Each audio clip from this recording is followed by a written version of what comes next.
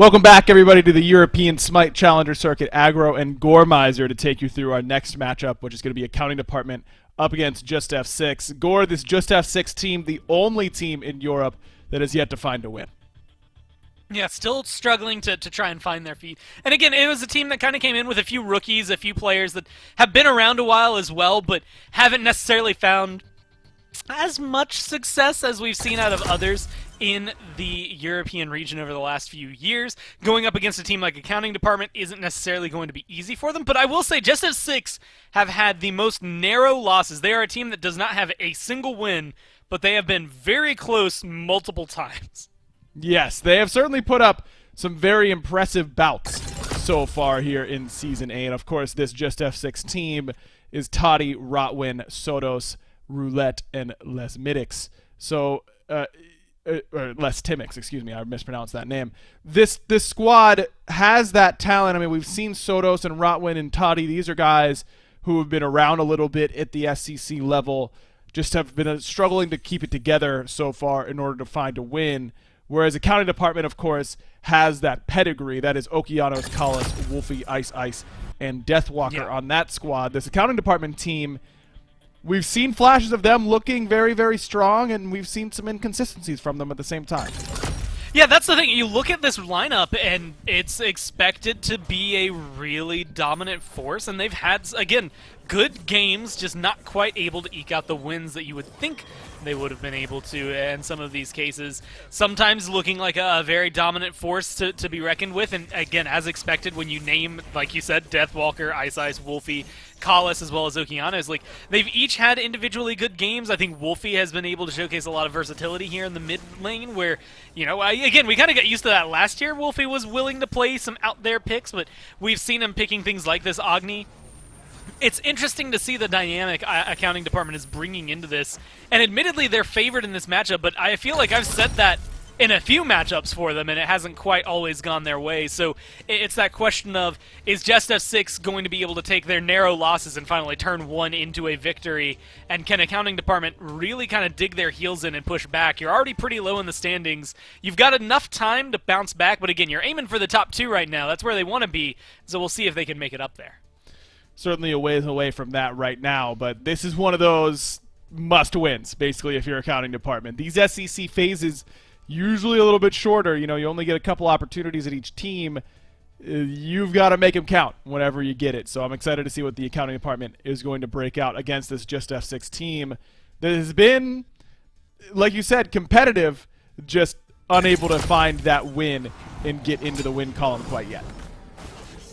And this team they're going against, there's a lot to, I think, highlight on JustF6, but I think this matchup might matter most in the jungle. Sodos has had a pretty solid game, and you can see in mid, like him going up against Wolfie, probably going to be a pretty big deal, I think, especially because they both have pulled out some off-kilter gods. He was the only Zeus that I've seen in Season 8, and well, we all know how that one went, so we can ignore that one that comes through.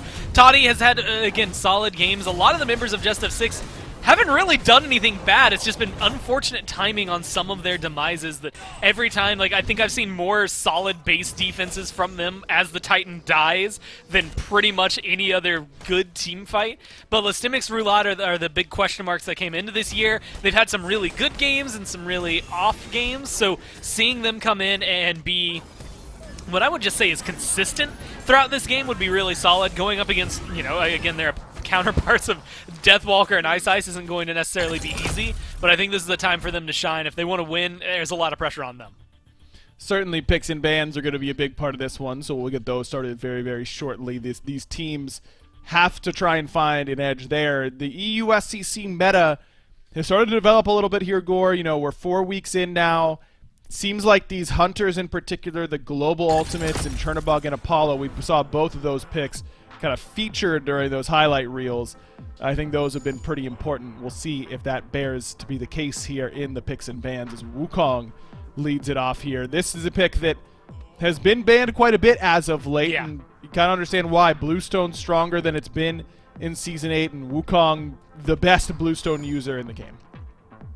I mean, it goes back to, what, Season 2, right? When Bluestone Wukong was, like, the thing, and it makes sense that it fits, but like you said, it's just been dominant. Him, Tiamat, things have been, like, more banned, I think, than we've gotten to see them played off. Wukong kind of falls in that weird area. I feel like we've had more warriors this year in the solo lane than we got to really see last year. A lot of King Arthur's still coming through, but like Tier's been a big pick, Wukong's been a big pick, and we're starting to see, I think, a little bit of a focus. Some Guardians, like Athena, has kind of made her way over there occasionally, but not too often. So I'm excited to see what JustF6 do in response to that. If Wukong's big enough to ban away, what do you throw over there, and what do accounting department pick up to try and make up for that deficit? Well, no Chernobog in this one. We'll see if Apollo decides to be the ban, but it is actually going to be the ban here for the accounting department. So Athena, Apollo, Tiamat are the 3 bans there for the accounting department. That leaves Tsukiyomi open. That's been a pick that Ice is particularly liked. Set still open, another pick that he has liked. And he'll get his pick of the litter as Yamoja is the top pick here for JustF6. And you know what?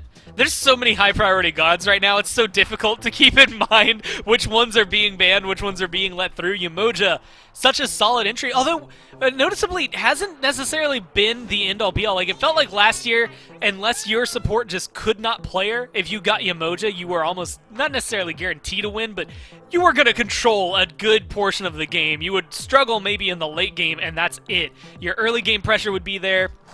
Mid-game pressure would be there. Late game, it would come down to how good are your Riptides and your Rivers Rebukes to make sure people are locked away. But now she's not been this end-all be-all that she used to be. So JustF6, I think she's still high priority, but Scylla Sobek is a really good response to Yamoja. Yeah, and then to end up with On Her on the other side, I think that both teams feeling pretty good. I mean, we saw On Her really dominate the SPL in week number 1. He looked very, very strong there. 3 hunter bans, really the 3 premier hunters, I would say, and Heim, Chernobog, and Apollo off the board, so JustF6 prioritize that On Her.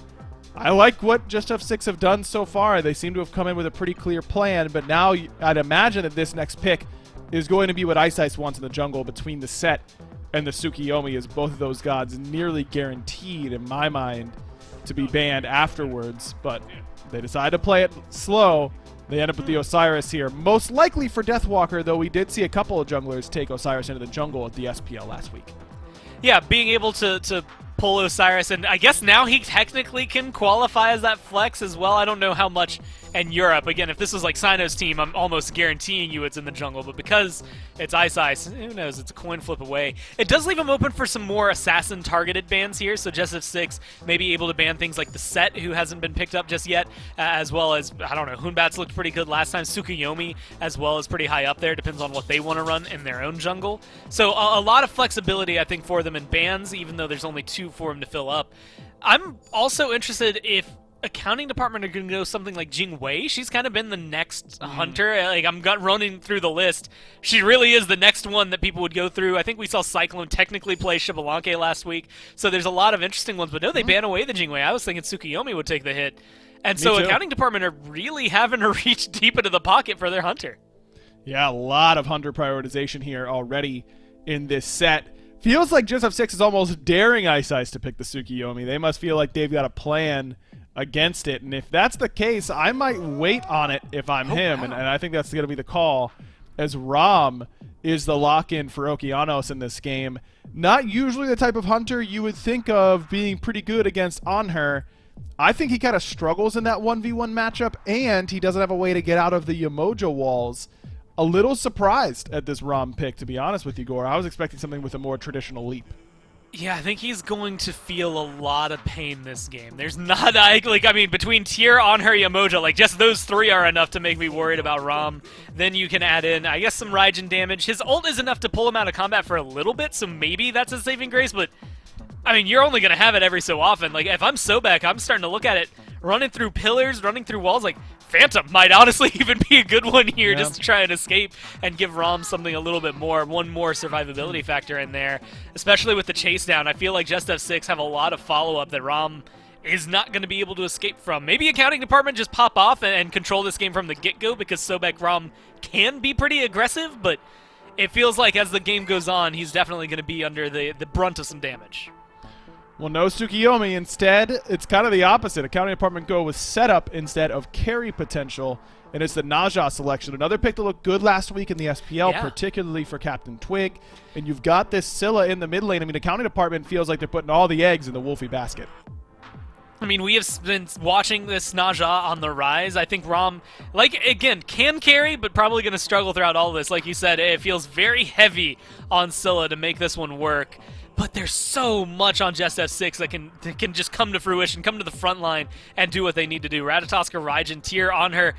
Maybe not so much Umoja. She's not going to carry you games, but she can win you games with well-placed ults. I'm excited to see what JustF6 can do. Again, as a team looking for their first big set win, this is a good draft to start them off.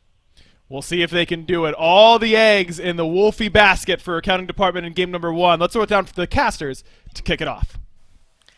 Thanks, Aggro and Gore. Finch and Mifflin here as we move into this critical game number 1 between two teams struggling to get some momentum, and you heard it on the desk there, Miff. A lot of pressure in this accounting department draft on Wolfie. You can see the reason. There's all this setup with Naja and with Sobek. If Wolfie's not on point, I don't see how this draft can work. But Wolfie's a player that I think is going to be incredibly comfortable being put in that position. I mean, coming off the SPL, now stepping down to the SCC, he should be the one that can step up for his team. And playing Scylla, I think, is definitely within his wheelhouse as well. But I want to highlight what I think is one of the more interesting players on the side of JustF6. Sodos is going to have a very hard time dealing with the die potential of accounting department. The desk really highlighted how this Rom might struggle up against this tier, up against this Ratatasker, but Raijin dealing with Osiris and Naja and Sobek gunning him down the entire time goes both ways. Gonna be a lot of pressure on his beads, on his ultimate in this set, I think, right? With Ice and Kalas constantly on the lookout for him. And I don't think there's any need or way to sugarcoat it. This is a team coming off some rough performances on JustF6. It's a team that could really use not just a win, but I think some real competitive sets here from this team too. And they've got a shot here against accounting department, who's the other team that's been struggling in the EU SCC. We're at that 1-2 record. Maybe a little bit more impressive, that 1-2 record with some close 3-game sets, but probably still JustF6's best bet. And maybe they can make it work. A chance to get pressure in duo. That's not worked so far here. A chance to get a little bit of pressure in mid with Rat and Raijin. I think they should be able to get off to a good start here in this game, just looking at the draft. Agreed, and especially considering how Rotwin decides to start off that lane, levels up the Riptide and make sure the wave kind of keeps on his side of the map, making sure that accounting department has to step even further forward. Sure, you do lose out on a little bit of that clear potential, but because accounting department just have so much more ground they have to cover to get to the wave, JustF6 do pull ahead ever so slightly, at least insofar as positioning and poke. I want to keep my eyes on Roulat, especially throughout the early phase of this game. I think that he really can be the pace setter. He should be outpacing this Naja pretty consistently. But Roulat is a player that in the past has really liked to wait for that level 10 or so mark before he starts to get involved. He's not going to be able to, I don't think, on this Rat. Not comfortably. And I know what you mean. Roulat's certainly more of an individual threat than Ice, but as soon as that ultimate's up, aren't he and Wolfie ready to hit the go button on their combo as well? So I don't think the clock's long for Roulat on this one to just kind of sit around, make sure he's farmed up, and wait. He's going to have to find his opportunities relatively quickly. Or this accounting department that is a very, very veteran team with 2 world runner-ups in a row as their resume. That's a pretty good resume. It's the same resume the Jade Dragons are sporting right now, right? I think it's pretty scary to give this team a whole lot more time. Yeah, I just thought of that in the moment. That is nuts, isn't it? It's kind of, I don't know if I consider them the same, but it's nuts that those resumes are that simple.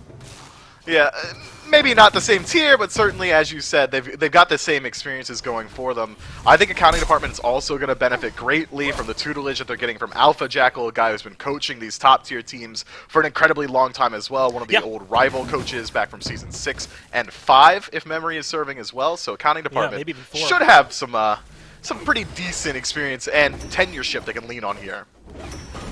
Yeah, I'm thinking so too. So we'll look to see where they try to establish that early on. Take a look, though, at JustF6. Those beads on Sodos, Rotwin, and Toddy as Rotwin pulled in.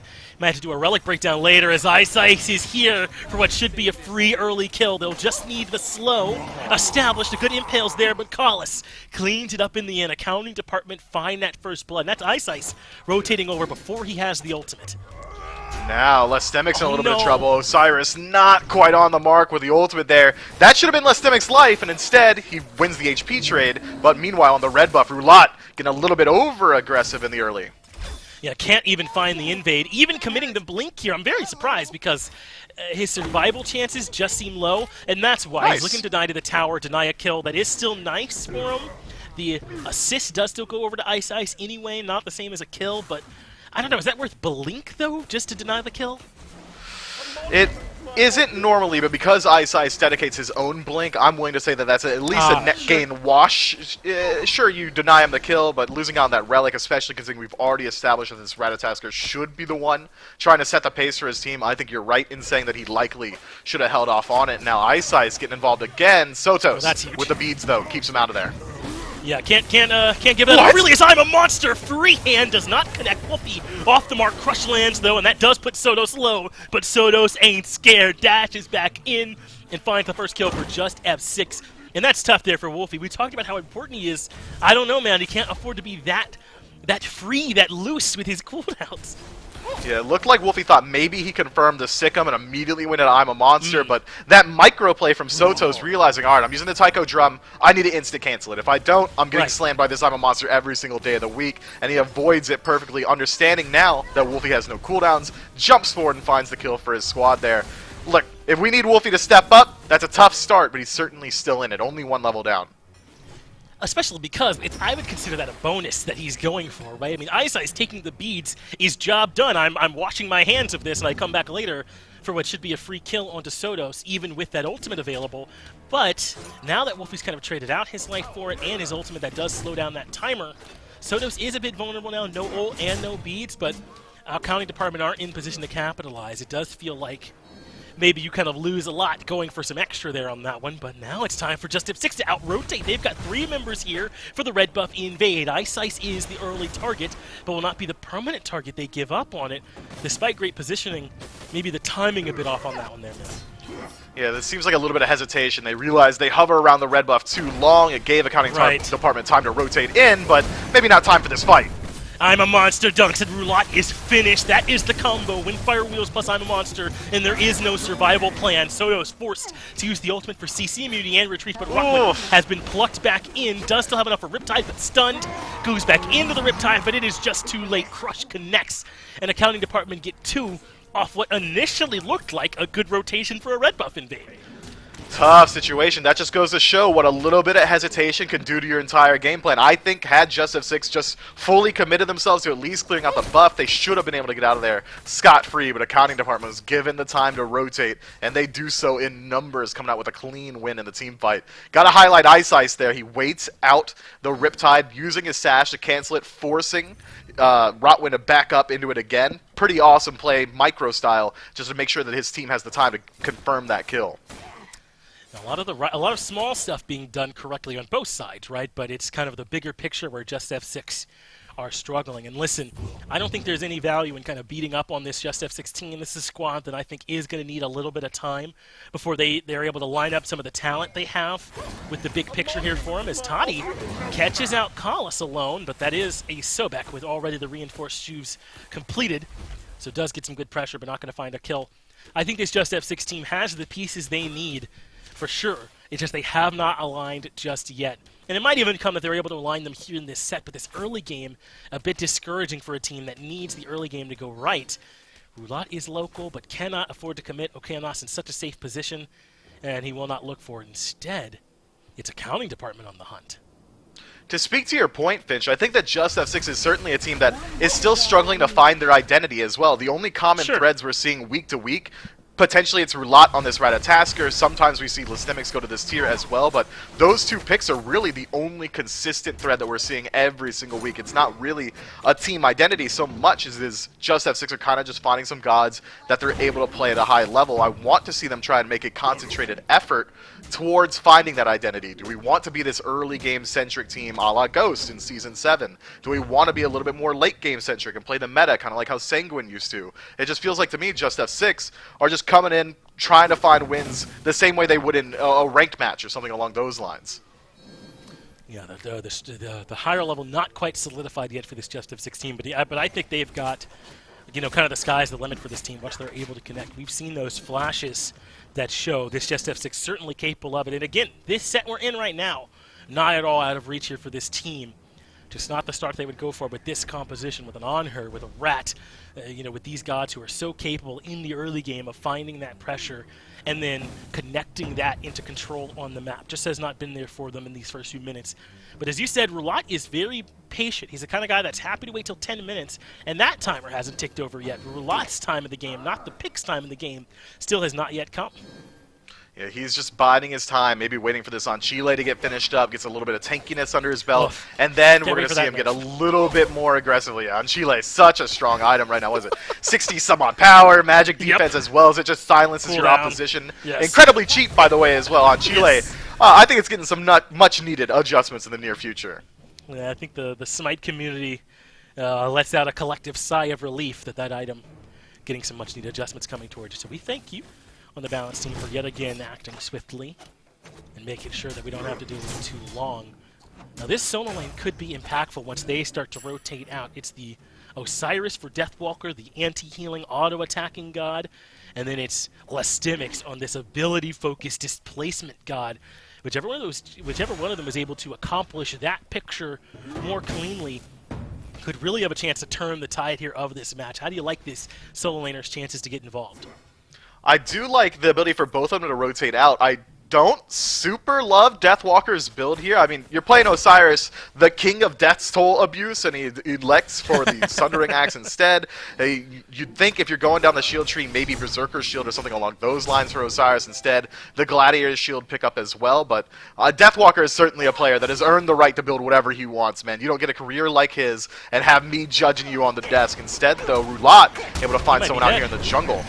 Yeah, I'm a monster is the follow-up. He finds a much-needed stun that gives him some breathing room. They had the River's Rebuke there, and Roulat still had the ultimate.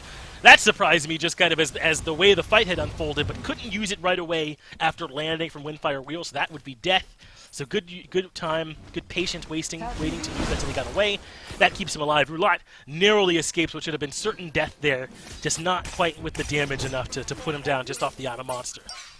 Yeah, quadruple ultimate committed by accounting department. Naja, Scylla, even Ra makes his way up to the air. No one could chase down the Ratatasker. This is going to be a pretty hot moment for JustF6. Can they move forward and try and make something happen while they have this cooldown advantage? Maybe potentially grouping up around a Scorpion, or potentially looking for Deathwalker in the jungle. But Ice is lying in wait around the corner. They even had Sodos and Rotwin considering a rotation, but they do not hard commit to Deathwalker with that Lord of the Afterlife still available. But I'm with you. I mean, with 4 of those ultimates just synced on cooldown, this feels like a moment that JustF6 had looked to get aggressive. They did bully a little bit over in solo. Rotwin and Sodos were looking around as well, but there just wasn't much for them to do. It looks like accounting department found a window. They could look for that Roulat kill, and if it didn't work, there wasn't a lot for them that they were risking. Yeah, that's what happens. Greater Scorpion slowing down the pace of the game. Really, JustF6. Right. All right, well, we could go to this Greater Scorpion, but it's such a huge commitment of time for such little reward. And by the time we clear it out in Gold Fury spawns, accounting department will be back with their cooldowns. They'll be back with their relics. It's going to be an even game state from there. So I understand why JustF6 just kind of resets to neutral and tries to farm up the map yet again. But I need to see Roulat get active. So far, the most impactful play he's made was escaping out of that quadruple ultimate commitment from accounting department, but he still has one of the best engages in the map inside of his ultimate. Now's the time to start putting some pressure on a Wolfie or rotating over to dual lane and trying to catch out Okeanos on this Ram, a god that already struggles to escape from just about any jungler. Gonna need to be the play from him, isn't it? And it is a bit disappointing for Roulat. I mean, it is a nice play he makes to escape. You won't catch me downplaying it. It's just not an affirmative plan that helps them secure victory. As the Oracle Vision goes to accounting department. Now, any chance of sneaking even the Greater Scorpion does get a lot more diminished. Accounting department have the information on what's going over there for the time being. Put a little bit of the brakes on JustF6. So 4 kills throughout these first 13 minutes, just about to start this game off. And it has been largely Ice setting the pace. He's 0-0-4 despite only 3 kills, because one of Roulat's deaths was well secured. He managed to make it back to the tower and deny the actual kill, going over to Ice. It's been all him, man, on this Naja, all across the map, forcing beads and ultimates. JustF6 in a way to respond to him, too, as Ice now getting involved in solo. He's everywhere. He really is, man. And it doesn't even feel like accounting department are too pressed about trying to get this Windfire Wheels on a monster combo going. They just have Ice acting as a solo agent on the map now, moving in towards the Greater Scorpion on the Fire Giant side. Accounting department say, all right, we're done with this slower pace. I want some neutral objectives spawning. I want some POIs on the map where we can force some fights around JustF6, but it's a double-edged sword. We're only looking at about a 1,000 gold deficit in favor of the Chaos team here. Spawning up the Gold Fury and the Pyromancer at the same time might just create an opportunity for JustF6 to at least get one of them. That's right. And what's the focus on accounting department going to be? They don't have a ton of this duocide pressure. Toddy is ahead of Okeanos, so maybe that is the goal for them, to set up that Pyromancer and head over on the right side and look for pressure there. As Toddy and Rotwin step up, they look for a purple buff invade, and they get it. Okeanos not quite able to defend himself. He'll stand in position to try and deny someone coming in to grab it themselves, but I don't think that's the goal for JustF6. They'll happily just take the buff in that spot, but that's about all in terms of these small victories. As Listemics is on the other side of the map, does find Ice, but there are 4 members of accounting department here in ready. Lawbringer over the wall gets him out, but he has to use beads as well, and Roulat uses his ultimate just to make sure there's no chase. A lot committed just to get Listemics out of there alive. It was. Now, accounting department in a very similar position that JustF6 was in, able to strip away a lot of the defensive tools of the Order team. Ratatasker ultimate as well as Tyr's ultimate. The beads going down off of Tyr means that Windfire Wheels all of a sudden is going to be a huge threat to Listemics as well. So I'm going to be very excited to see where accounting department elects to put their pressure. Are they going to go back to that Pyromancer, clean up that objective, or at least force a fight? Maybe they go back over to this Gold Fury side, see if they can strip away that Scorpion. But instead, though, it's a slight grouping in mid. If Ice finds anyone, should be able to get a kill. And Rotwin is the one, but it's the sash and the pluck that land. Rotwin gets out of there relatively easily, though, using the Riptide and escapes back towards safety. So not a hard commit there onto Rotwin, who has the Purification Beads. There's 5 sets of them on JustF6. So that's why accounting department are not necessarily gunshot, but they're not all in committing. They're trying to force those relics, and then they know who the target is that won't have the CC immunity to get them out of there. And Bubba Rotwin, ice in his veins, decides, all right, I've been sashed and plucked. I don't need it at all. I'm surrounded by 3, no problem whatsoever. And he calls the bluff. Had Wolfie drop Sick him or Crush onto him, maybe that's enough threat to force Rotwin into using the defensive relic. But instead, accounting department playing a patient game and JustF6 realizing it.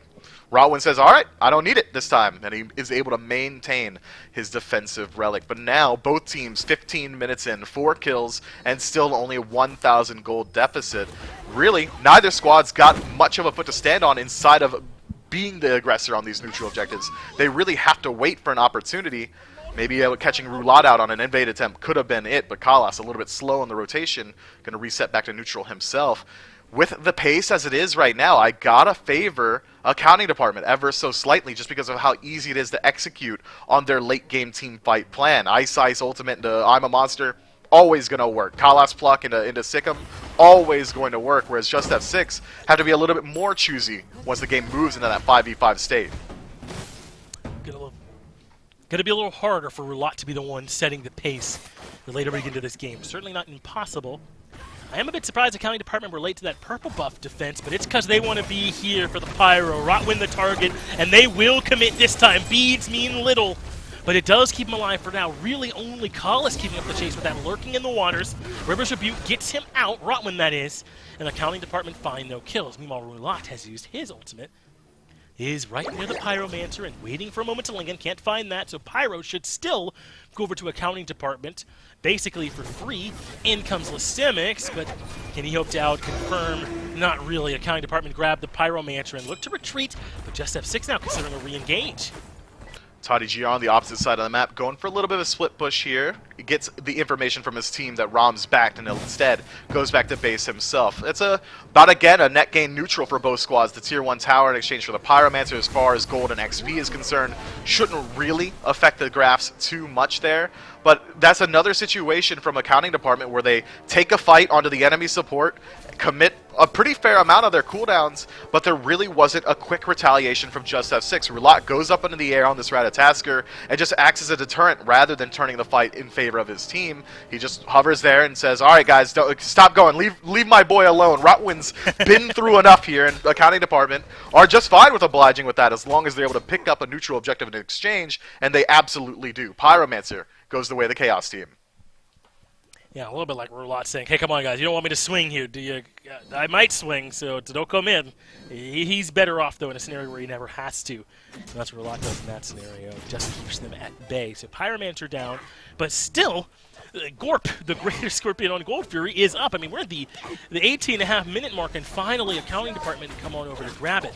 I think that makes sense for them. They haven't had duo pressure all game. It's been repeated purple buff invades, and Toddy having pressure over Okeanos, which I gotta think you're happy with if you gave my man Rom. You didn't pick him for his early game prowess. Now they get to come over on schedule, nearly 20 minutes to the game, and look for Gold Fury now that they feel that they've got control of the map. Feels like JustF6 kind of letting things go according to schedule for accounting department. Yeah, they really are. Speaking of just like player damage and the fact that Okeanos has not been looking to fight in lane, we are 20 minutes in and my man has landed exactly 10 auto attacks, 600 damage for the ROM at this point of the match. But you better believe he's going to be swinging pretty hard now that he's able to get some of those crits online with Wind Demon picked up. It's a slightly different build than what we're seeing from Toddy GR on the opposite side, Ikavale and Executioner, and then what I can only assume is going to be a Rage in that 6th slot. Very interesting build from the On-Her on the Order side. I'd be very excited to see how that one plays out, maybe utilizing some of that additional penetration inside of his passive to kind of give up a little bit on the Wind Demon. Yeah, surprise. Wind Demon nearly Big core good. on these crit builds as Collis gets the beads from Sodos. This is exactly what they need, and he has to use Lurking in the Waters to escape. Meanwhile, Rotwin again, the target, Lurking in the Waters there for the slows, and Collis gets beads from Sodos and the kill on Rotwin all at once. Meanwhile, Roulat is getting out of dodge, uses that ultimate to escape, and that means accounting department continue to do things essentially on whenever they want to, exactly as they drew it up, just kind of calmly taking care of their picks and beads when they want to. And now it's the Fury in the sights of the Chaos side team. Toddy has the Desert Fury. That could contest, but no, instead it's Listemics who moves his way in. The Fury goes to the accounting department. Sodos is inside the Tycho drum, but does next to no damage. And now the snipes start to land. Sodos is low, and I'm a monster. Means Wolfie finds the second kill of this engagement. Man, accounting department has free reign of the map, Fitch. I've been biting my tongue the entire time. I gotta say it now, alright? Roulat has used that ultimate to disengage fights for his teammates every single time. I don't think, correct me if I'm wrong, and I'm sure chat will, that Roulat has legitimately landed on an enemy with his ultimate just yet. He hasn't engaged the fight, and it's just creating this space where accounting department says, alright, well he's in the air, let's back up for a second. Alright, he's landed. Let's get back in there. Let's start getting involved yet again. I need to see more from Roulat in these engagements. I want to see him try and start off the fight on his own footing. If he dunks down someone with Raijin around, Sodos absolutely swings for the fences right now. Ratatahudi and Spirit Desolation available to him. Just a little bit of CC is all he's going to need to shut down the majority of the members of accounting department. They're all relatively squishy as far as tanks go in Smite. I think that it's just been hesitation from the Order team here that's allowed accounting department to do whatever they want. It's been a bit of a slow pace from JustF6 as Rotwin tries to lock down Okeanos over in duo. They got the tier 1 in duo, so that's been where their pressure has been over on this duo side of the map. That's looked good for this JustF6 squad. Has been having Toddy ahead. He has been ahead of Okeanos all game long. It's just a question of can they capitalize on that, and it looks like that's the goal. Rot on his way, Rotwin and Toddy both here. And Okeanos is forced to give up the tower. Roulat even forced him to retreat as well, so they should be able to get this tier 2 tower here. No, they just force Okeanos off and give up on this aggression. Looks like it took a little too long to materialize. Ice and Wolfie too close, and so they back up. But, you know, the opportunity was there. That is the first time this match that JustF6 stepped forward, and I really like seeing the attempt from him. Unfortunately, isn't going to hit pay dirt this time around, and it was a huge commitment of Roulat's ultimate. Meanwhile, that just gives time and space for accounting department to regroup and start to look for the fight on their own footing yet again. Now they're starting to surge forward and forcing JustF6 back into their own side of the jungle. It was an interesting attempt. Had they been able to take out Okeanos, maybe they do get the tier 2 tower after they regroup around the wave, but it seems like an overcommitment for not much reward.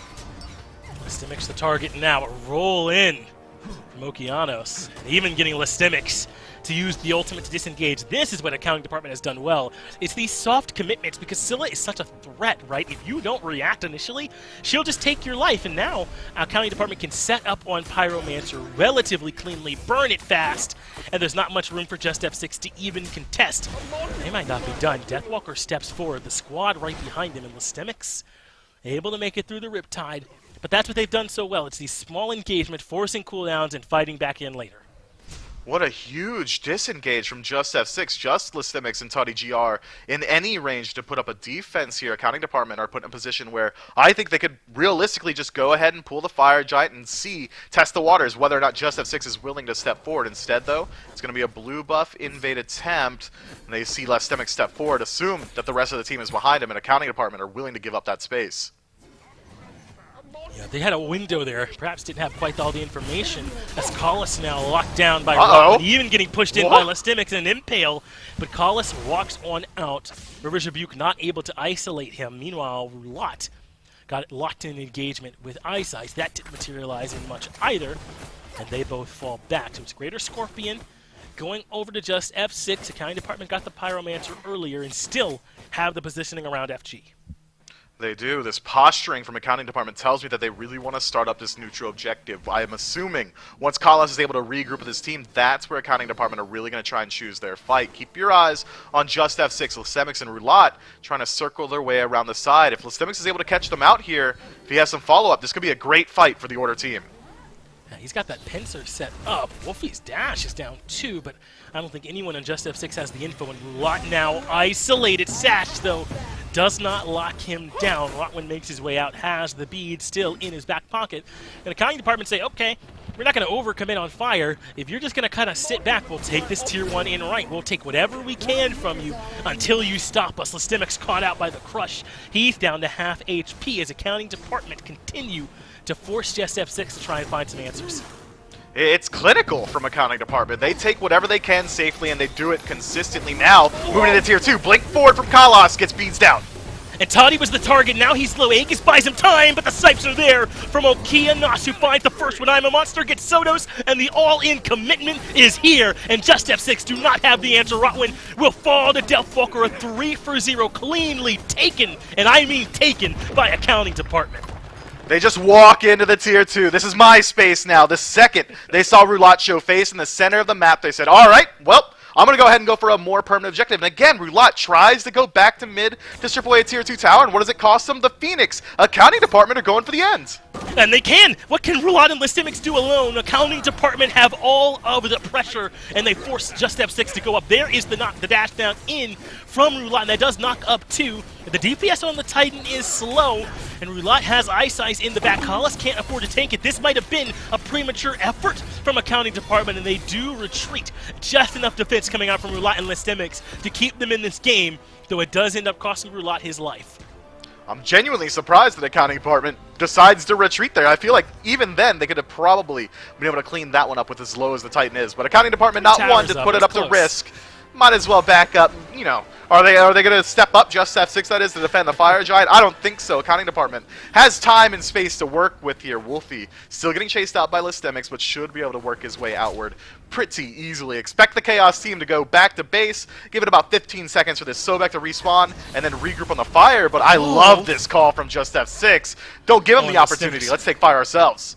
And they just got the call from Listimics. I'm a Monster's not even up anymore. The only way to steal it from our accounting department gone. And this is the wait-and-see strategy from JustF6 materializing. Eventually, if only the other team makes aggressive actions, they will leave an opening. And that's what JustF6 just found. Deathwalker stuck in the middle of 3. But they're taking the fight anyway. Our accounting department, Listimics the target on the right. But Wolfie too low, cannot continue to fight. And JustF6 get away with stealing in the dead of night. Deathwalker stood still behind a pillar and just tanked up all the damage that he could, took up every single one of Toddy GR's spears, and is still at 50% HP, and that's with Toddy GR benefiting from the Fire Giant buff as well. I don't think JustF6 are in a position just yet where they can look to siege, but they have to at least go for the gold for you to close up this gold gap slightly. Accounting department, though, still 4,000 gold in the lead. I don't think they're going to make anything easy for the Order team. No, I'd be surprised if they give up much more than some tier 1s. In fact, they seem to be the ones considering offense. They go right for the Fury, and it's a bit of a miscalculation, I think, from accounting department to go for that end if they're not going to stick it and try and take it, and if they're not going to just before that back up and reset. That's what gave that window for JustF6 to steal the FG. Not even steal, just go take it in the dead of night. So now there's no Fury for JustF6 to do. They'll have to group up, and there aren't even any tier 1s for them to get. If you're accounting department, do you like a tier 2 defense here, Myth? I throw up at least a soft defense and go for the same strategy that they have been the entire match. Have Kalas pluck just about anyone. Even Rotwin at this point is not safe. After that, if you're able to find a kill, then you can put up a hard defense. If that doesn't work out, losing out on your tier 2 tower, not the biggest deal. Accounting department. Instead, though, they're not even going to let it come down to a defense. They're pushing down the left side. Might as well strip away some more towers. JustF6 split up across the map. They're not pushing anywhere. They're not defending this either. They have so much information. They know there's 2 defending in right where the fire waves are. So accounting department group up, take the tier 1 in left. And it looks like they are not satiated or done. They move into the tier 2 in left as well. Rotwin is here. But what can he do to defend alone? Little bit of backup from Toddy, but this is not a hard commitment. A soft defense from JustF6 so far, but now they're pushing up. Lestimith is flanking around right, and the accounting department recognizes that they start to back up. They don't like their chances if JustF6 are going to take the fight after all. But Deathwalker steps in, tether on 2, and the backup is there. Rotwin becomes the target, and Kalas finds the pluck, but in comes Lestimix into the back of the fight. River's Rebuke used to try and trap this fight in as well, and now it's Roulatte's turn to look for a big dunk. He lands on Okeanos in the back, and still cannot find the damage, but has Okeanos low. I'm a Monster comes in, and Lestimix gets brought down to critical condition, and still no kills have been claimed. But up to the sky goes one target, looking for a chance to re-engage as the minions nearly take the right side Phoenix on their own.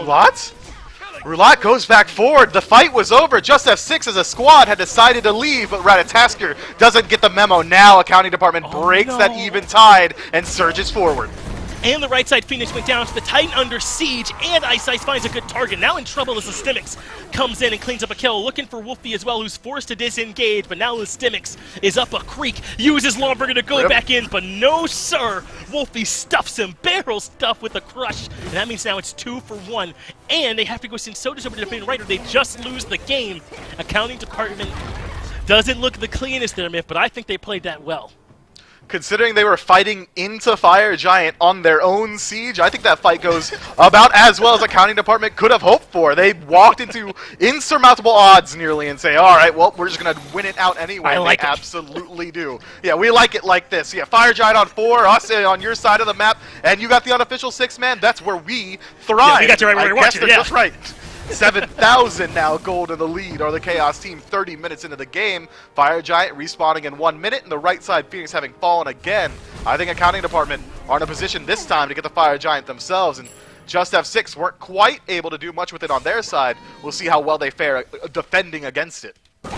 Yeah, that was purely defensive. They stopped accounting department from getting that Fire Giant, and I don't want anyone describing it any other way. They never got to do even a moment of offense as Toddy caught out in no man's land. Not even going to use the beads. I think that's smart at the very least. Make sure he respawns with his relics because he was dead to rights there, but just kind of unacceptable positioning with the Fire Giant about to spawn. Yeah, especially considering on that left-hand side, there's really not much he needs to be pushing up. It makes sense if you're trying to push Fire Minion waves up so you don't have to deal with them and you can work your way over to Fire Giant, but instead, Toddy GR just trying to pick up a little bit additional farm on that left-hand side. Does get himself a couple of relic upgrades, but it also gets him 40 seconds of the timeout corner from the grayscale screen as well. Now, accounting department have a phenomenal positioning around this Fire Giant. They can walk in and just have a 5 versus 4. No way JustF6 steps up. So 20 seconds just about for Toddy, but the Fire Giant should be crashing into the map at any moment, and accounting department can all in on their DPS, but JustF6 are close. Rotwin is nearby, Sodos is nearby, Lestimix looking for a flank. They're not going to give this up for free, but accounting department split things up. They keep 3 on the DPS, 2 come out to zone, and that should be just about enough to seal it. It is a soft contest there from JustF6, nothing hard committed. And that means accounting department get the biggest objective on the map, the enhanced Fire Giant, to start their siege with. And only one tier 2 tower standing on the side of JustF6. The defense from JustF6 can be good inside the Phoenix. They have CC tools, they've got good ranged poke through Raijin. The only thing they're really lacking is that true burst potential, but Honor should be able to alleviate some of that if he's able to get some lucky crits coming through, and it does have to be lucky. Last item Rage means he's only got 1 stack on it. His crit chance not nearly as high as it could be this match, and accounting department don't seem to care about it whatsoever. Working their way forward into the jungle, rather, maybe going for that OG Sanguine play. Might as well get that Oni Fury to split up the map and then keep the siege going. They still have 3 minutes left on this buff. I'm not going to press them. The Chaos team can do whatever they want. I mean, this has been their pace all game long, right? They've been dotting their I's and crossing their T's, and kind of recognizing that JustF6 are not really proactive in this game, right? JustF6 are reactionary, and accounting department don't give them anything to react to until they're 100% sure about their victory. The Titan may be the only exception to that, but even then, it kind of worked out for them. They walked into a Fire Giant team and won the fight, so they'll be waiting to regroup. Ice looks like he's handling purple back there, wants to make sure he has a little bit of that extra attack speed to work with when he makes his way in, and then they'll start their siege. Mid appears to be the target for him, but I'd come over to right here, Miv, and get that right side Phoenix while it's low.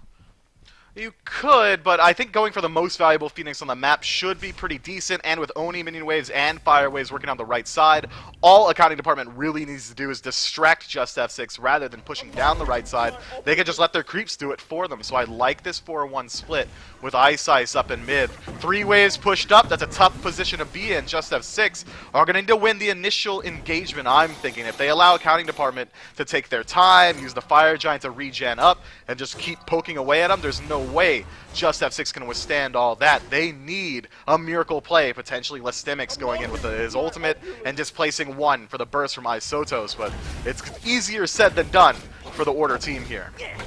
All right, so Ice just steps in and threatens mid Phoenix all on his own. Nothing Rulat can do. Styled on as Ice finds the absolute mid Phoenix. That forces Rulat into his ultimate. Ice didn't even pull the trigger on the Windfire wheels. Rulat just had to respect it.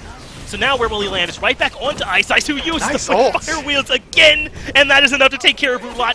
Wolfie gets a kill as well, and that makes it 2 for 0. Left side Phoenix falls, the entire base exposed, and accounting department should from here clean this one up easy. Rotwin goes down, and game 1 belongs to the accounting department. Belongs to them is the right word. They owned it. They came in. They at least owned it. Doesn't matter because it felt like JustF6 just gave it away to them. I don't think there was a single point in that match where JustF6 was trying to do something of their own accord. At no point were they playing their own game. The entire identity of that match was JustF6 trying to mitigate what was happening. Whatever accounting department want to do, we just want to slow that down a little bit. But never, ever did they step up and make a proactive play themselves, and they get punished for it in game 1. Yeah, and I didn't even think they took the best tools into it for that play style, right? I mean, you had Ratatoskuru and On Her, these tools I think of as early game proactive ones that just didn't quite come out from in that game. JustF6, though, still can turn this one around. Game number 2 going to be coming up right after this.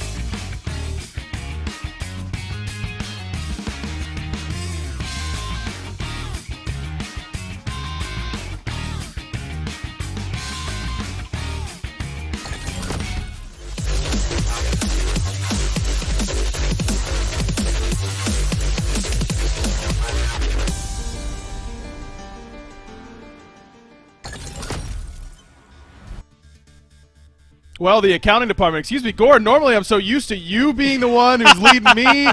I'm the one with the, I'm leading you this time. Apologies, everybody. Accounting department come in and have an impressive showing. It took them a little bit longer than maybe we felt like it should have, but overall they walk away with the win. We were coming into it, Gore, saying, oh, it's going to be the Wolfie show. We're worried about Wolfie. What's Wolfie going to do?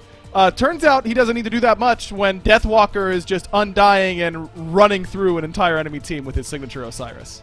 Yeah, seemed to have a pretty good game throughout all that one. Although I think the entire team, the term we would describe as methodical, right? Like making sure to get everything they can in their power to win.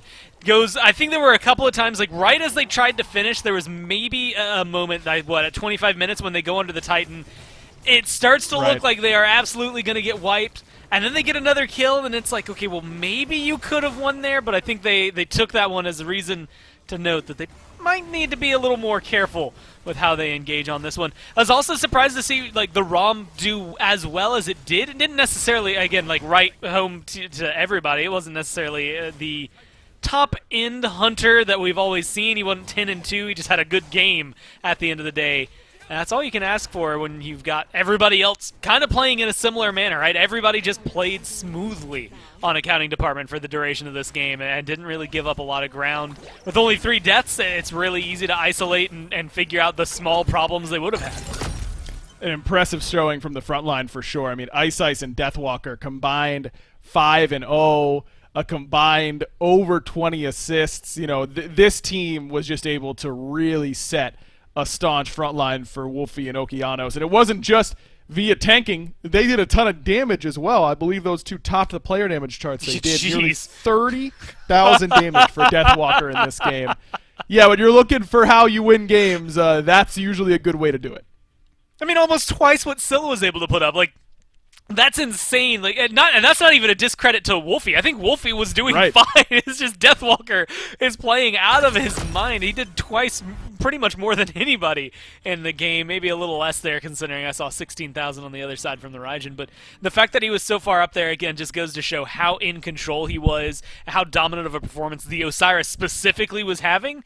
And it's one of those things, I mean, JustF6, they had some pretty solid bans. I think Osiris is about to replace one of them. I think you might be right. And remember, they got that third. We were saying, oh, they're going to pick Tsukiyomi or something before the second ban phase. No. We have the Osiris. That's all we end up needing. Feels like the good old days there for Deathwalker in the solo lane on that one. An absolute carry project by him.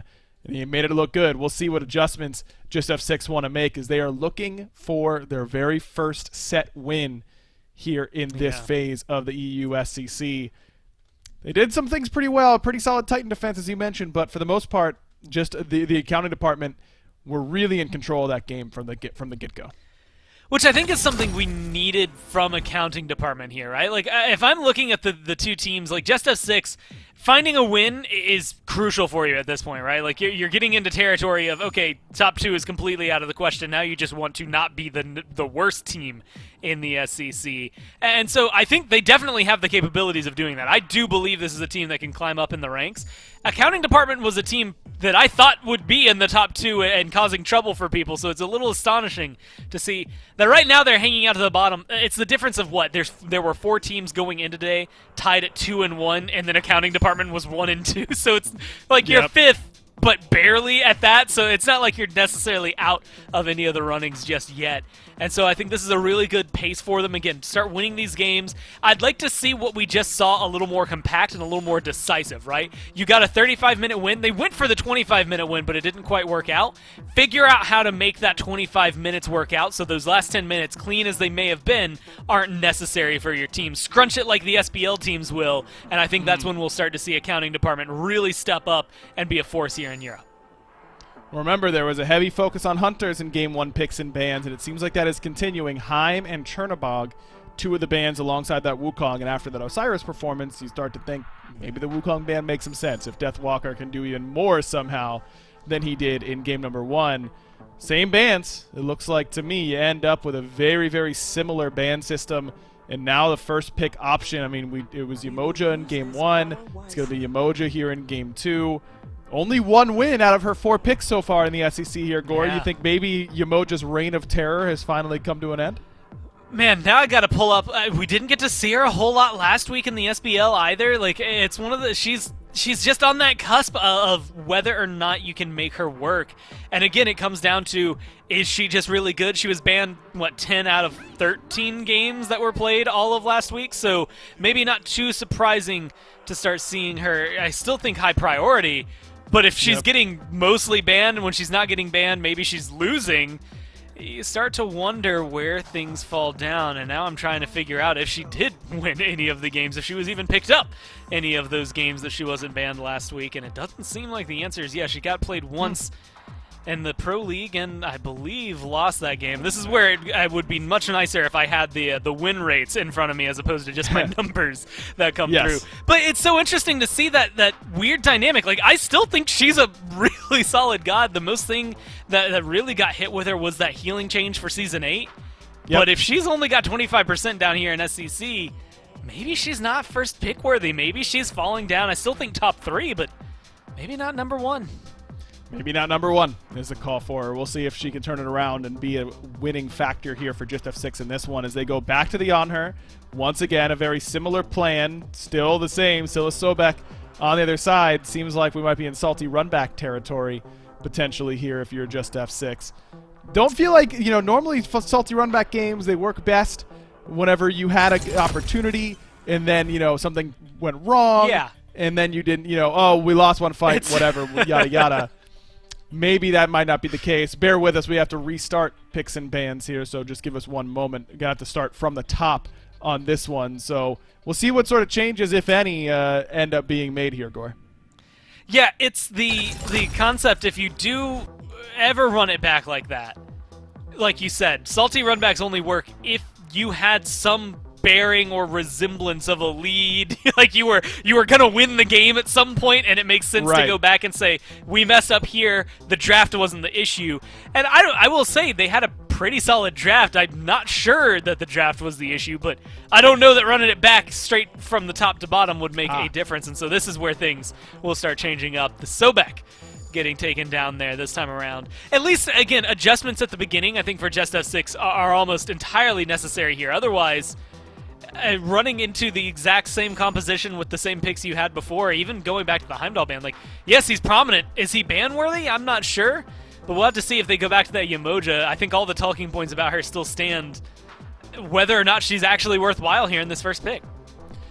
Well, it is a Chernobog ban by accounting department themselves, so even though JustF6 wanted to ban a lot of hunters, now one ends up being open in that Apollo, who was in that slot.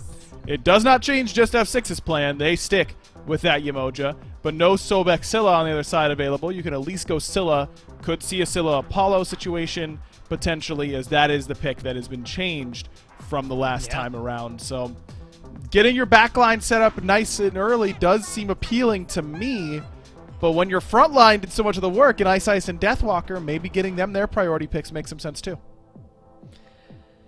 I mean, you still have that room. They haven't banned Osiris. I was going to say you don't necessarily need to pick it, but I guess trying to scoop it away just to make sure JustF6 won't pick it up in this next 2 that come their way. It does still leave Apollo open, which I think is a pretty easy scoop up if I'm JustF6. He has been very dominant. We just saw what they could do with this pick, so it makes sense to gravitate towards that. That is a very, very deadly duo lane, but it does also feel like it's going to take a little bit. Like Apollo, Yamoja can do work early on, but I look at both of those gods and I think of the late game potential that they bring as well. That is where things get a little more daring for them.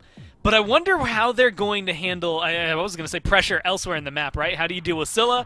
Right now they don't have an answer for it. Hercules, of all things, was not actually where I expected the draft to go. No, me neither, but it could be solid here in this spot, I think, for this squad. I mean, normally we see this in the solo lane for JustF6. Up against the Osiris, it's a volatile lane matchup. I feel like Hercules always has a volatile lane matchup because he does so much damage, but oftentimes commits the body in order to do so. We'll see what they can do with that in that solo lane, hoping to get a little bit of pressure as the accounting department decide the rest of the draft, who cares? We're just going to get the 2 gods that really popped off in the last game, in that Naja and the Osiris. And you know what? Sometimes I think teams get a little too cute. They worry too much about what, you know, the meta and all that kind of stuff. Sometimes just peeling it back and keeping it simple makes the most sense. And keeping it simple with the Osiris Naja I like here. That's the biggest thing. Like, the meta is usually, hey, these teams dominated on these picks, and like, admittedly, some of them are really good. Like, do I think Tiamat is objectively good? Yes. Do I think that both of these teams are going to be able to play her at the ability that makes her that busted? Like, that's where the question always comes in. We had this discussion, I think, a lot last year. Inbound Awesome Jake with their Yamojis. That was kind of where the cause for conversation was. And I think accounting department are showing something very important here. Bacchus is not always a go-to god. Osiris, Naja, even though we got to see, I think, Naja and Bacchus a few times in the Pro League last week, aren't always the go-to gods. Bacchus just in this patch got that little bit of a buff. But I think every single one of these feels comfortable for accounting department, and that's where I think a difference maker, especially in the SCC, is a lot bigger. You can gravitate to the #1 team in the SCC without picking a single meta god if you're just really good at some niche picks. Well, one of these is a niche pick in North America. It's been ESET jungle for Sino that's kind of set the region alight. But now it's going to be ESET in mid, I'd hope, for JustF6 this time around. I don't know about you, Gore, but when I'm watching these ESET games, I'm impressed. She looks good in a lot of these situations. I'm not upset about the pick here. She is by far one of my favorite personal mages to play, like, has been. It kind of helps that when I had started, like, really getting into Smite was when she was released. Like, when I took that deep dive and started spending my money and everything, ESET came out, and I was like, okay, I've fallen in love with this god forever now, and to this day, I still love playing her if I go into mid. Spirit Ball is one of my favorite abilities, and I think it's devastating against a lot of this composition. Long-range Spirit Balls against someone like a Naja, a Scylla, and a Ram is going to decimate their health bar. And looking at it, like, just in terms of control around objectives, I think Bacchus and his Intoxicate is a really good secure. But nothing's as good as Circle of Protection. You've got Circle of Protection with River's Rebuke. Like, block everyone off and guarantee a confirm. You're absolutely going to be able to pick those up. So JustF6 have a better fighting chance, I think, in some of the objective fights. But if they don't get an early lead, this team will not fight well from behind. Yeah, I agree. I think they've got plenty of CC, plenty of damage, but got to be able to get ahead in this one and be able to leverage that lead. Little trivia about me, Gore Miser. That's around the same time I started playing Smite. Isis was the first god released back then. Now, of course, named ESET. We'll see what she can do here in the mid lane for JustF6. Can they claw their way back into this set? Let's find out. Thank you, Gore and Aggro. I don't remember who the first god was, but I remember that TSM sort of skin for Apollo was on the home screen when I first really started getting into it. That's fun to remember. OG. Is that OG? I don't want to ask you, Miff, because yours is going to be real OG. You're going to remember Guan Yu looking wrong, or Odin looking wrong, I'm sorry, and old Unbots. It's going to be too OG for me. It's going to make me feel bad. Oh, you're talking about Sun Wukong, when his passive was that he was just out of combat, he'd start running faster, and also he couldn't control where the direction people got feared. Yeah, those are the good old days. Overhand Smash also used to hit for like 1,300 damage. Smite was a different game back then. But maybe we talk about this match a little bit, I'm on Mitch. board. Oh, man, what is there to talk about? You got me thinking about the old days. There were 6 gods when I started playing the game. Yeah, whatever. Yeah, Deathwalker playing Osiris yet again. All mirror matches? Is that true? It really was, essentially. Well, let's talk a little bit about let's break this one down here, Miff. They talked a lot about ESET for Sodos. We've seen this be something that Sino likes to play in the jungle over in NA, and she's looked okay in mid, not overwhelming, though. Bacchus for Kalis is something we don't see a whole lot either, but something Kalis certainly will pilot from time to time. But I think that Ice and Wolfie on that key combo again is about all I need to see. That's going to work, because it worked in Game 1. Sure did. Maybe Okeanos gets involved a little bit earlier around this game as well. Can't be getting to 20 minutes with 600 damage, but I really want to highlight Sotos on this ESET. We need JustF6, if you're a fan of JustF6, to get involved early, losing your beads. Not the biggest deal at this point. Shouldn't be looking too much to get in a fight. ESET is one of the best gods in the game. I'm going to go ahead and say blanket statement, the best god in the game for confirming early objectives. If you have an ESET in mid or in jungle on your team, and your name's Sino, you need to be grouping up around these Gold Furies and these Pyromancers almost essentially the second you can, because it creates a no-play zone with Circle Protection. Thank God for Doug. And it's the hardest hitting ability in the map. It also heals your team. You're not getting out-confirmed, and it just controls that space so well, but it's so counter to the style we saw from JustF6 in the last match, that I'm surprised that they elect to go for such an objective-focused, proactive, early-game pick as ESET. That's right. When we see EZETs played at their best, they rotate over to the objective before you, and then they have the best confirm. Even if you show up, there's not a whole lot you can do. Even when you normally might be able to get some kills on the back of it because they committed to an objective, no, they all healed. It just feels bad for the team that is playing up against the ESET. So we're going to have to see an adjustment, I think, for JustF6, and this is showing it that we're likely going to see this team trying to play a little bit more proactively and aggressively than we saw in Game 1. And if they don't, we saw that accounting department were willing to just take that open window. So I think they should have all the data they need now. That accounting department aren't going to let them play that slower pace. You have to step it up a bit here. Yeah, it's kind of crazy because when you think of the accounting department, they're not necessarily a super proactive team. I think that generally, for the most part, they also like to play that counter punch style, the cross counter they're always looking for. But because there's been really zero resistance from JustF6 around these early game objectives, accounting department was able to control that pace throughout this last game. Now in Game 2, we're back to a neutral state. 3 minutes in, both teams completely even. This is anyone's to really start setting the pace. I think it's a similar argument as last game where you really want to keep your eyes on both teams' junglers. It's going to be Ice having his presence known across the entire map, ganking mids, stripping beads, and then going over to solo and doing the exact same thing. Are we going to see Roulat try and utilize that true damage in the early? Are we going to see him try and shut down this aggressive playstyle from Deathwalker? I'm very excited to see which team decides to really get this match rolling. And I think JustF6 have a chance to get Toddy involved here as well, don't you, Myth? I mean, this Apollo can rotate in with that ultimate a little sooner than you expect, especially sooner than Okeanos on this Rum, who can kind of mid-rotate as good silence, but Ice is not deterred. Moves in on Roulat, who patiently does use the beads in the very end. I thought he waited, but ends up using them when he thinks that Ice might come in later. And that's what Ice is going to do a whole lot of. Whether or not Toddy gets involved or not, Ice is going to be putting these purification beads on notice and making life hard for Sodos and Roulat. Ice didn't even pretend he was going to ult that one. My man hit the sash and then 180'd on a dime and walked back to mid lane. That's a tough situation for Roulat to lose out on that defensive relic, but that is the threat of Naja. It's so hard to play calculated and wait on that ultimate to come through to use the beads because, one, it's really about like 0.5 seconds reaction time, and then two, yeah, I mean, that's just a natural response. You get sashed, well, he's probably going to ult me. I don't want that to happen. Pop your defensive relic. Unfortunately for Roulat, that's how it goes for him this time around, and already Roulat's starting to suffer throughout this match. One level down on his opposition inside of Ice, who's been allowed to farm and gank everywhere he wants to. And Ice now looking for solo. Lystimic's on the Hercules. Got to make sure his dash is used perfectly. Already used the boulder for the CC immunity and the damage, but the dash never comes up. Must have been used already. And great information from accounting department. That is first blood off a great rotation from Ice. But now it's time for JustF6 to find a punish with the jungler not on this side of the map. Instead, though, they head down towards their own red and secure that, and there really isn't anything they can do. If that window existed, they just didn't really have a chance to go through it.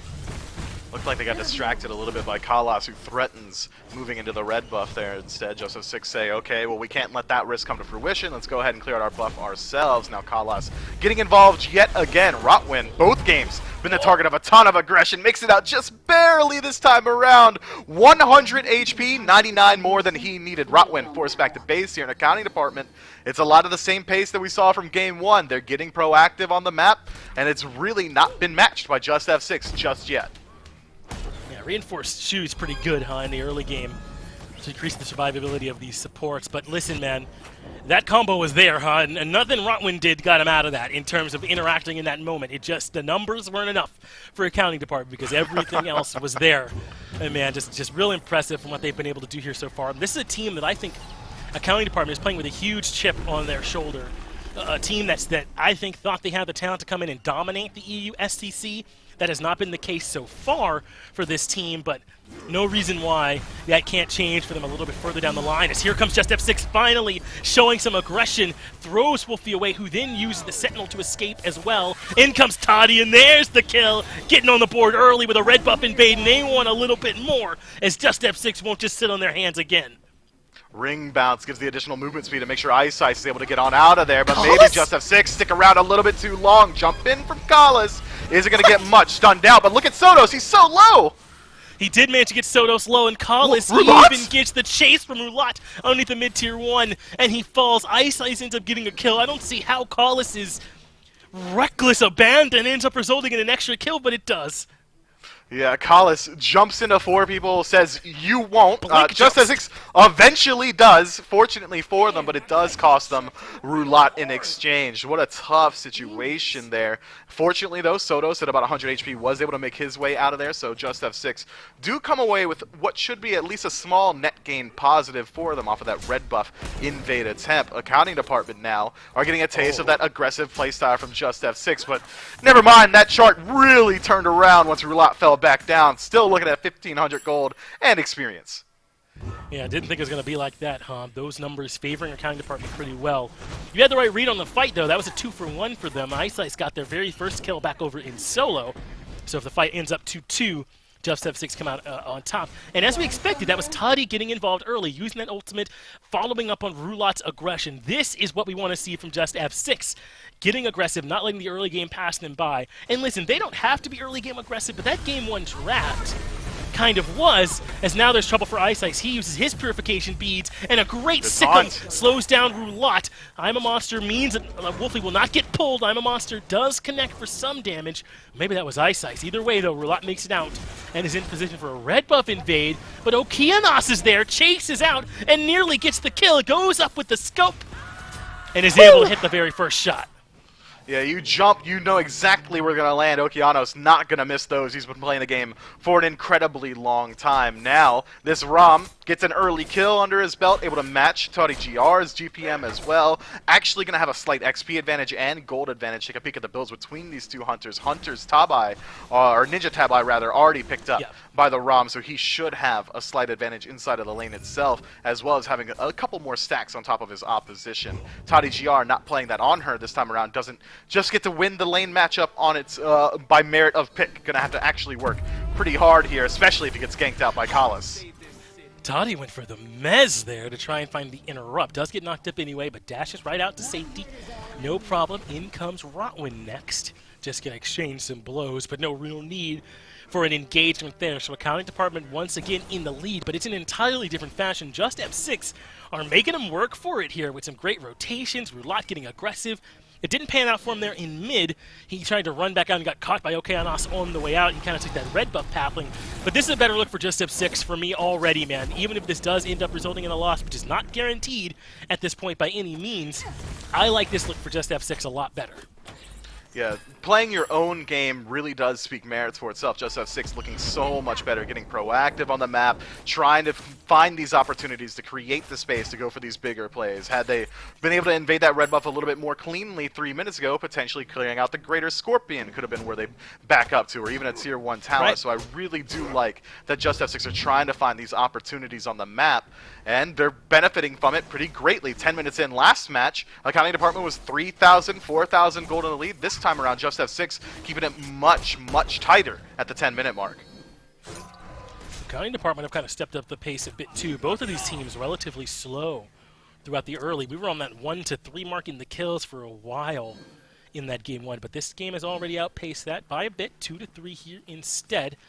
Sotos had a great idea with that plan, but well warded by accounting department, was known the whole time. So now aggression from accounting department. Callus has to flank, but it's Ice that gets stuck inside the silence and is in trouble already. Windfire Wheels, though, comes out, but Roulat had the answer, does not get caught, and so Ice ends up falling. In comes Toddy for a couple more cleanups as Okeanos cannot find the snipes. Great work from Roulat with Stimmix rotates in, and Collis drops a 2 for 0 as JustF6 turn things around.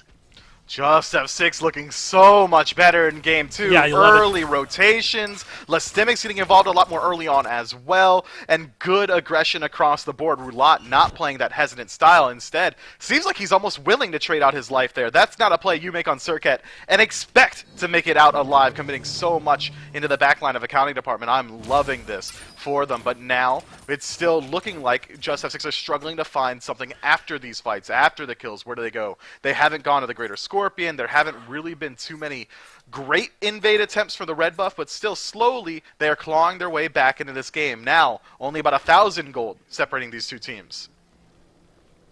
This is huge now from JustF6, and the big difference for me is this E set in mid. Whenever Ice is moving up to start up that engage with a sash, which worked perfectly all game long for 33 minutes in game 1, he's being met with that silence, and it's making life so much harder for him that he comes over to look for Lestimic as a target, who also has the purification beads. Those get forced out over in solo. This E-set and the Circuit both are making a big difference. Not to mention Toddy on Apollo means he can get involved more. It's just a different look from this comp in general, and it's setting up for JustF6 to look good. As now Roulat cut out in the jungle, immediately hit by the Windfire Wheels. He had no beads that time, but still the damage not there. So slippery and escapable is Circuit, and Roulat manages to escape. That was a sick attempt from accounting department. Ice Ice goes for the sash, and what does Deathwalker do? Immediately slams Roulat with the Sunder, stripping away those defenses, making sure the Windfire Wheels gets a little bit more damage, and it does drop Roulat to sub 100 HP. Fortunately, though, Circuit, one of the most mobile gods of the game, able to work her way out of there, and accounting department used a lot of their resources for just about zero gain. Circuit makes it out alive. Sunder's on cooldown, as is Windfire Wheels. The Chaos team going to be a little bit more choosy with their fights for the near future. I don't even think about the fact that Ambush has that stealth on it anymore, huh? That is just yet another leap for Circuit to move around the map even better than before. Now JustF6 in position for the red buff invade. It's Collis and Wolfie here, but Ice Ice is on the way.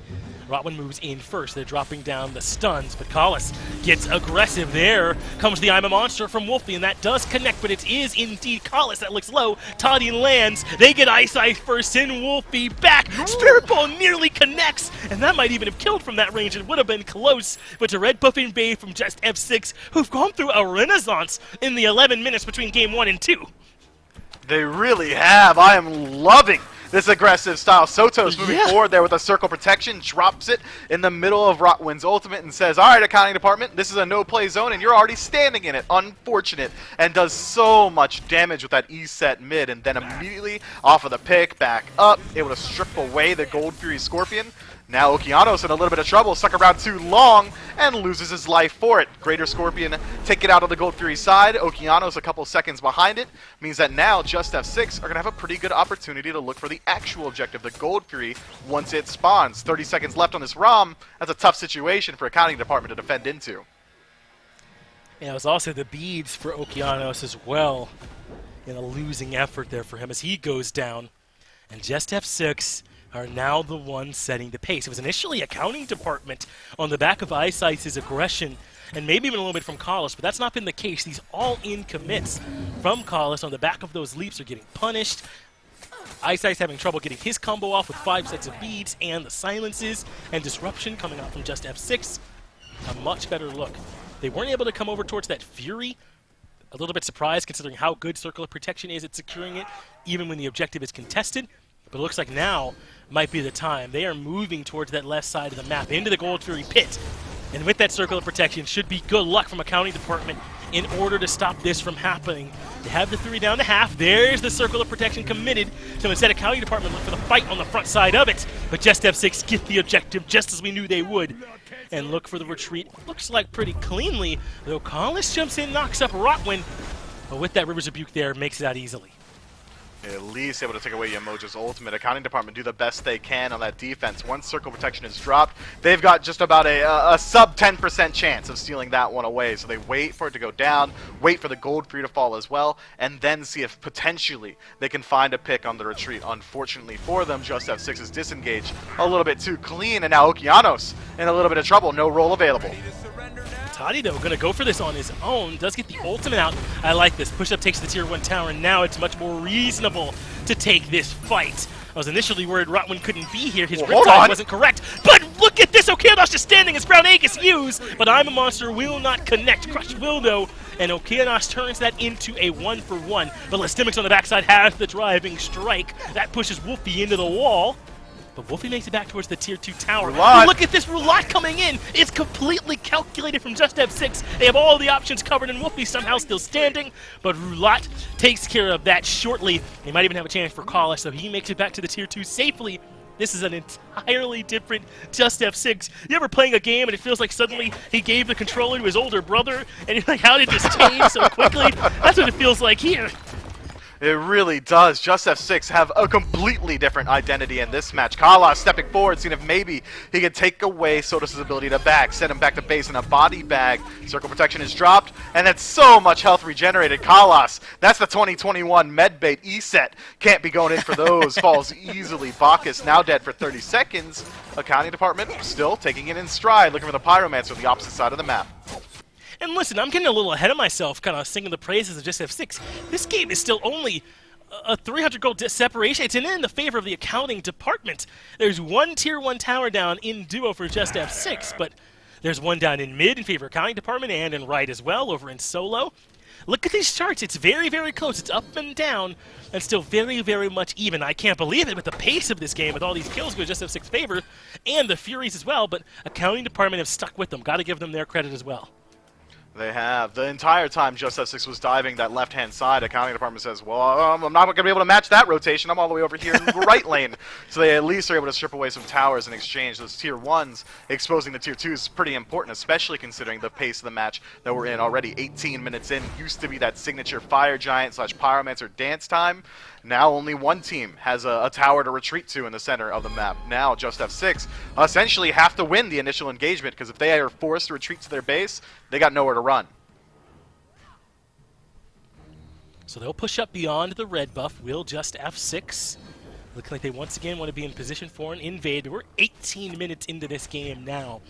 This isn't like those laning phase invades. Anyone can be here as Wolfie gets caught out with 0 relics. That's easy, free picking for Roulat to put him down to half HP. The mid-tier 1 comes down in favor of JustF6. And listen, if I'm getting a bit caught up in this for JustF6, then I think I'm allowed. This team 0-3 on the precipice of yet another loss, and now getting proactive, choosing not to go down watching. And now they start up the Fire Giant. They've got Circle of Protection again, but in comes Deathwalker to contest. That seems to have made JustF6 a bit gun-shy. They reset, take the fight instead as Listemics moves in, and they've got Deathwalker low, but over the wall comes some help from Wolfie, and they turn the fight on a monster. Buries Toddy, puts it into Rotwin as well. He's now low, and a chance for the accounting department to have the turn as the sash lands, and Rotwin can't escape the crush, even with the healing, even with the shell. He falls to Okeanos, and somehow accounting department turned that into a 2-0. Yeah, Deathwalker walks in like an anime character and exerts his raw will onto JustF6, says, you're not doing Fire Giant, I know I am but one man, but you are going to back up, and JustF6 oblige in this scenario. Now, Listemics going to have to get a repeat performance, putting on his Deathwalker mask, thinks better of it. My man's going to burn quickly, beads forced out. He does make it out of there, though, Myth. I was scared when the CC hit, but the beads were strong. Meanwhile, Sotos is just at a 1v1 in the back. My man needs some help, guys. Don't leave your mid laner alone as Deathwalker goes on a mission. Once he misses that sickle, though, things get less likely. He needed that slow, and Listemics will fall over in left. So thank goodness for Sotos. He makes it out of there, but it costs him his Aegis to do it. And it looks like accounting department cannot do the fire. So yes, Listemics falls there, Myth, but doesn't he technically kind of do his job? He does enough for his squad, but all he does is prolong the inevitable. They create space to get him off Fire Giant, but where does accounting department go in exchange? They group up around this gold tree. Not as valuable an objective to be sure, but still certainly something JustF6 aren't going to be willing to give over. Deathwalker making use of Osiris passive to walk through the vines here and regroup with his team. Accounting department starting up the Gold Fury, and JustF6 pretty slow on the rotation. Roulat still in mid as well. It seems like JustF6 are just going to let this one go over for free. And that is the Primal Fury as well, Myth. It's going to make this Fire Giant that much easier for accounting department. I feel like I heard a set of beads go off just now, but it looks like that was not the case. Everyone either has them or used them a long time ago, so things still normal. But if I'm accounting department, that Primal Fury should be kind of the go signal for them to come start up this fight at fire. Because it feels like you have to start the fight. If you let JustF6 start it, they're just going to drop Circle of Protection, and then good luck. Yeah, it's so hard to fight into it. Accounting department, though, now are benefiting from a 2-level lead on this Scylla, and as the game goes on, Circle Protection starts to wane a little bit in its ability to confirm or out-confirm some of these other traditional mages. I'm a Monster now still not quite reaching the heights of a fully charged Circle of Protection, but still at least dealing immense damage should be able to at least give accounting department the confidence to start up the Fire Giant themselves, but Taking a peek at the grouping, Okeanos going back to that left-hand side of the map, trying to make sure those waves are pushed up.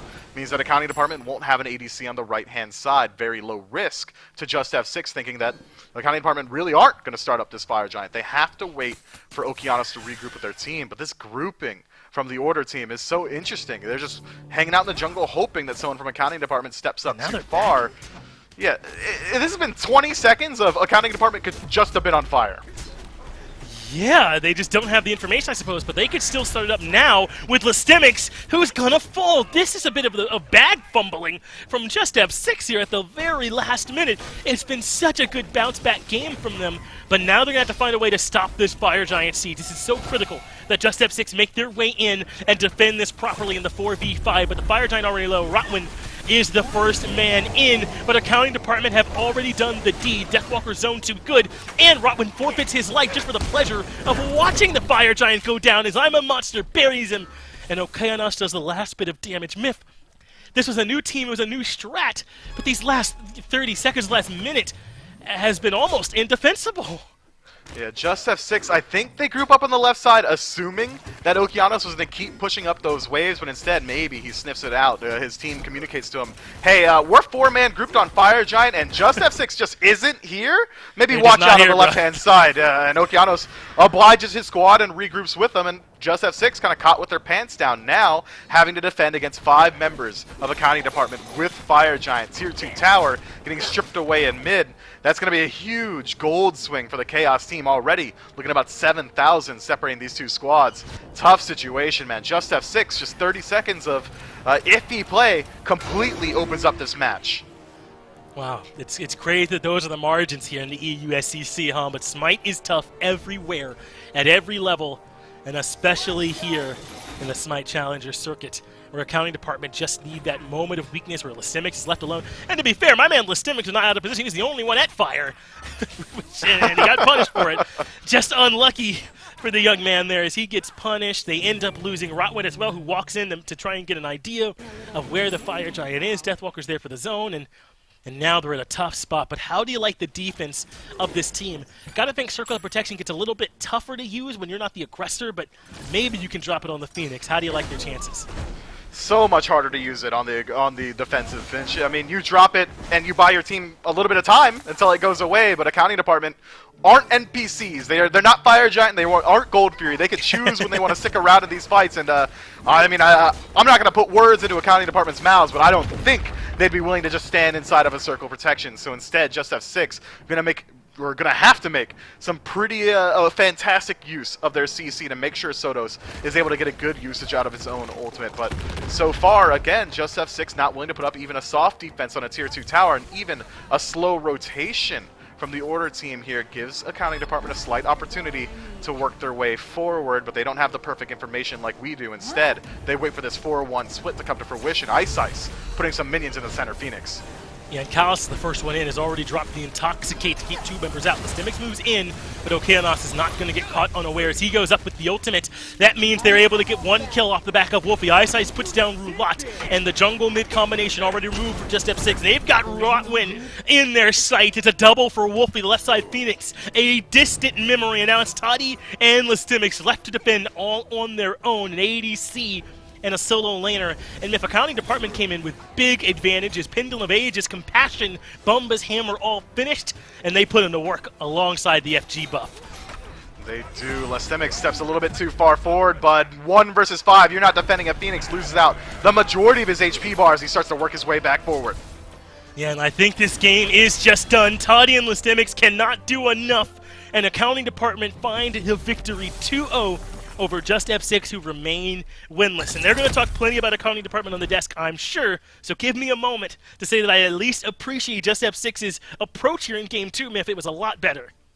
It really was. I know the game ends a little bit more quickly as well, 25 as opposed to 31. But even then, in Game 2, it at least felt like JustF6 had some opportunities, some moments where they were in control, where they could have transitioned that match into a win state. Unfortunately, just one stumble in the late game is all it takes for accounting department to really close that one out.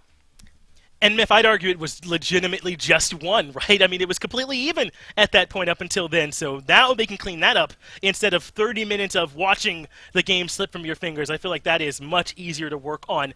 It'll be a quick break, then we'll be right back to break everything down from Game 2.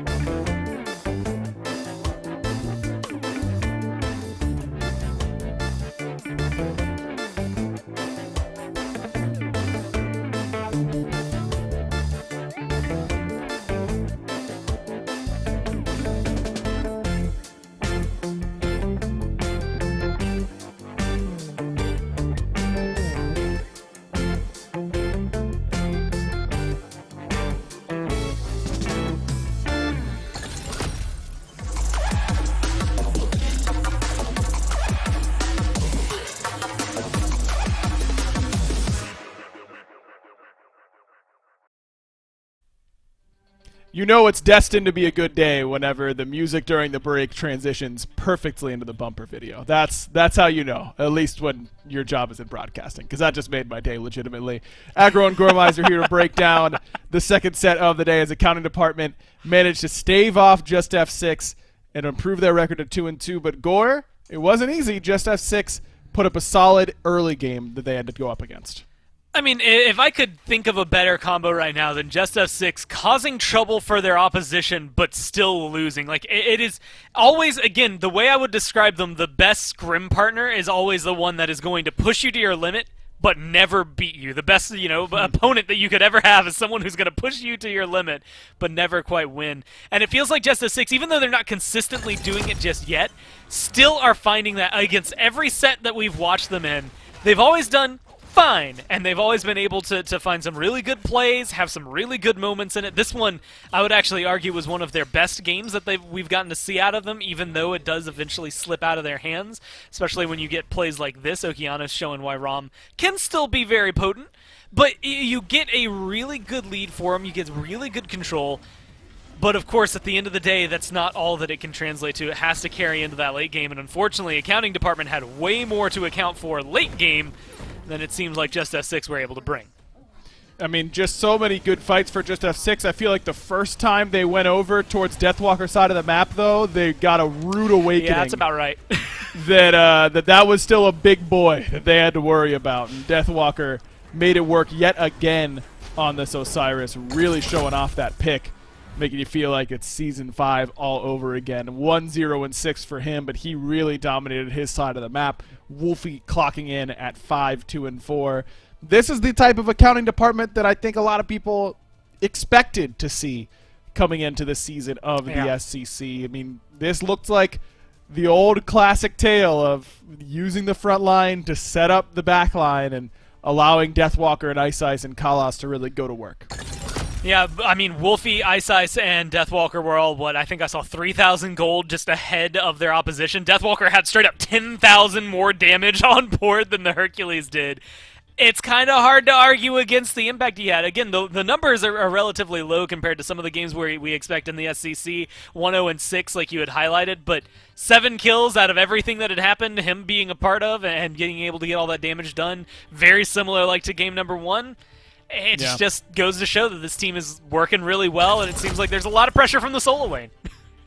Well, when Deathwalker's playing like that, this team looks a lot better. We'll see if that can continue as the counting department improve to 2-2. Of course, we still have a lot of EU games yet to play so far this week, but we'll see what ends up happening in those. The counting department continues to rise, now sitting at 2-2. JustF6 unfortunately falls yet again to 0-4. Let's take a look at the schedule that you'll be able to see the rest of today, and of course, Thursday, Friday, and well, no, today's Thursday, Friday, Saturday, Sunday. I know my days that you're going to be able to get a chance to look at. Snake Hunters at Elysium, the only EU game left to play. You'll be able to see that Saturday morning at 11 a.m. As for today, we're going to have the Tiburones up against the Average Joes. This should be a fun one to watch here, Gormizer, as NA has been super competitive. Believe the Tiburones coming into that matchup still undefeated.